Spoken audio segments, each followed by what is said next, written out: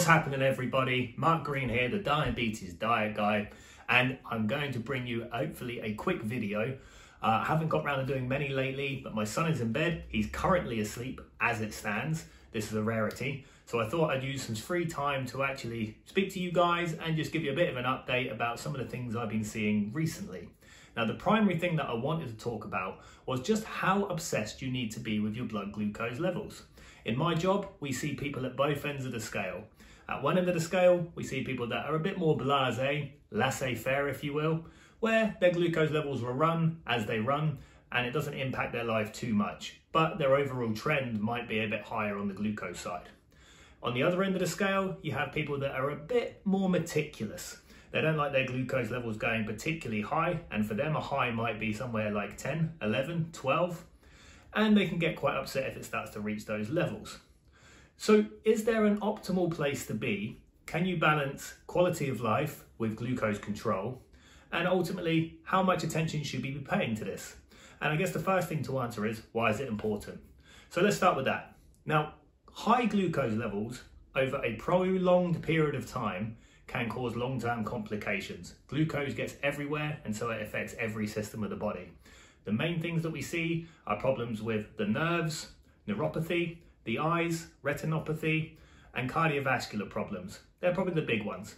Kidneys also get hit quite hard, and there's a bunch of other stuff that comes with diabetes if your glucose levels are running quite high. On the flip side, if your glucose levels are running quite low, too frequently, which we call hypos. There's a good saying in diabetes, 4 is the floor. You feel a bit sweaty, shaky, bit off, and hopefully if you're watching this, you'll have experienced some of those symptoms if you're taking medications that push your glucose levels too low, like insulin or sulfonylureas. Hopefully you'll be in tune with those symptoms if they come. Now, if you're experiencing those regularly and you're taking those medications, those are the things that are a bit more acute. They can get you in an instant. So they are something that we're keen to avoid. They are an acute problem that can result in extreme circumstances, and we have seen it in the past, but it's very, very, very, very rare. Death, need assistance, but it can also just be dangerous day to day, particularly if you're getting behind the wheel and you don't have enough glucose going to the brain, a bit confused. So even just the practicalities can be, or practicalities of daily life can be inflicted. Longer term, hypos aren't without their complications, because they do have some evidence to show that prolonged exposure to hypoglycemia, low blood sugars, causes Alzheimer's and dementia and has strong links there.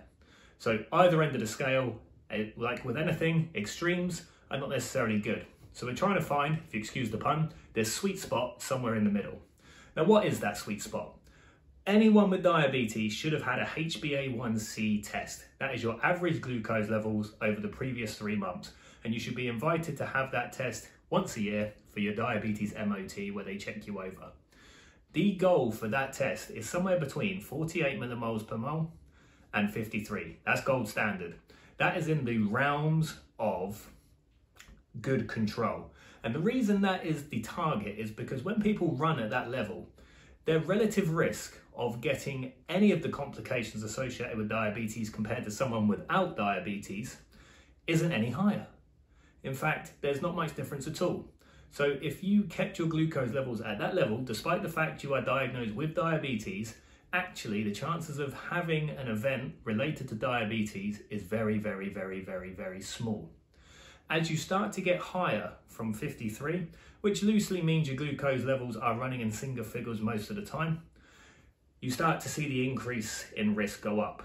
59, you're still good. As you get into the 60s, the graph starts to increase in terms of the relative risk. And as those numbers start to get to the 70s, the 80s, the 90s, the 100s, that's when we see the big jump in the risk of developing complications. So we don't want to be living at the extreme end of the graph. Absolutely not. One HbA1c of 100 isn't going to kill you if all your other HbA1cs are in target or well controlled. In fact, even just being like a mid-level kind of HbA1c of 60 over many years, you might actually find that you get away with it and things are fine.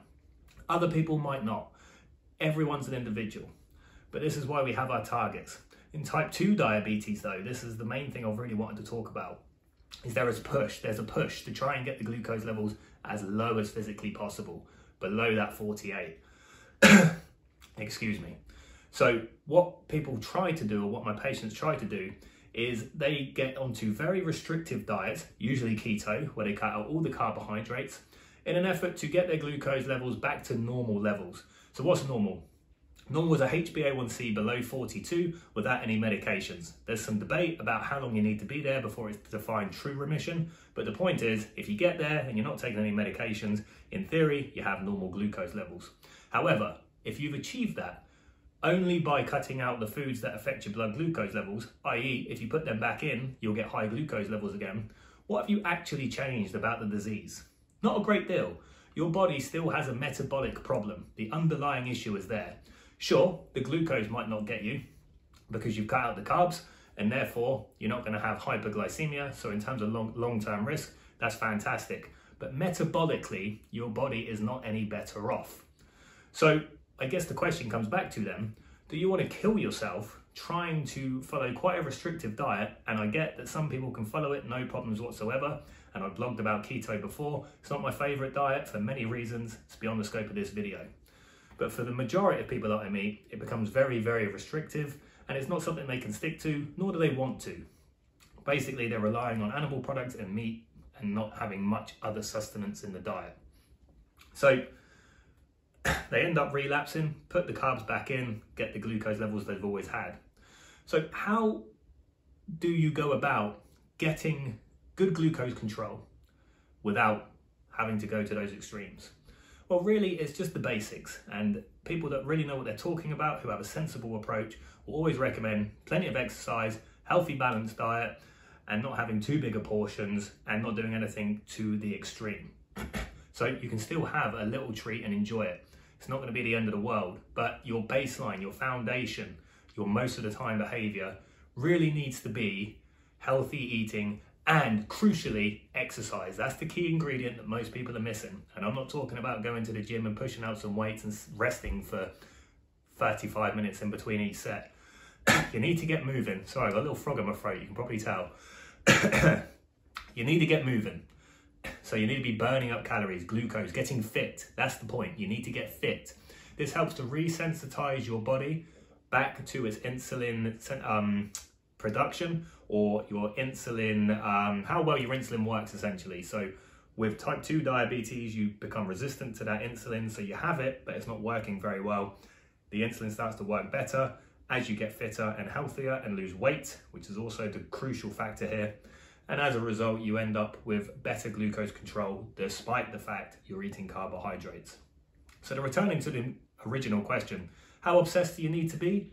Well, it depends. Obviously, it needs to suit you and what you want to achieve.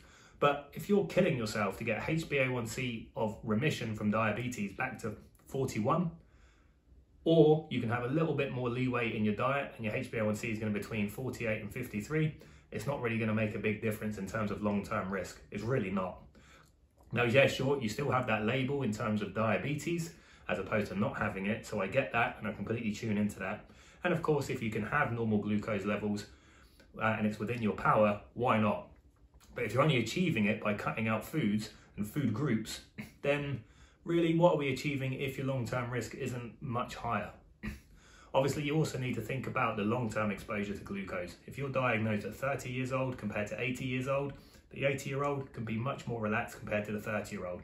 This is the person that needs to be getting on it and getting on it now, because the longer you have high glucose levels or exposed to high glucose levels, the worse it will be.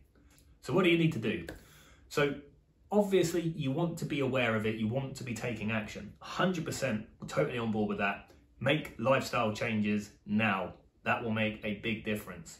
But in terms of driving those glucose levels down and down and down, without having the other behaviors in there that support that, like getting physically active, like getting fit, then ultimately you're just killing yourself diet from a dietary perspective and an enjoyment of life perspective for not much great benefit. So it is really a risk benefit reward ratio that we're looking at. And if the risk isn't very high, then what benefit are you getting? So really anywhere with a HbA1c between 48, 53, which translates to glucose levels probably running between 4 and 12 most of the time, you're going to be all good. You don't need to be scrutinizing every glucose level. I have patients who are trying to run their glucose levels between 4 and 6. I don't have diabetes. My glucose levels go to 9 and 10 after I eat. That's a normal response. You have some leeway there.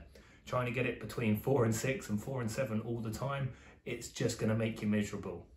So anyway, I'll leave it there, guys, because I've got a really big frog in my throat and I think my son is starting to stir. So I am going to tag out and I will see you real soon.